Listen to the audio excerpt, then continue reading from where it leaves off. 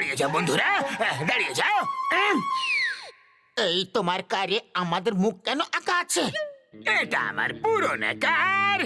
আমি এটাকে পেন্ট করিয়ে একদম নতুন করে দিয়েছি। এবার আমি এই কার নিয়ে চুরি করব আর ডাকাতি করব, আর তোমাদের এই চেহারা। এটা আমার পুরনো কার। আমি এটাকে পেন্ট করিয়ে একদম নতুন করে দিয়েছি। এবার আমি এই কার নিয়ে চুরি করব আর ডাকাতি করব, আর তোমাদের এই চেহারা সব চুরিতে ভাগিদার হবে। খুব মজা হবে। জন, খবরদার, তুমি এই গাড়ি নিয়ে চুরি করবে না।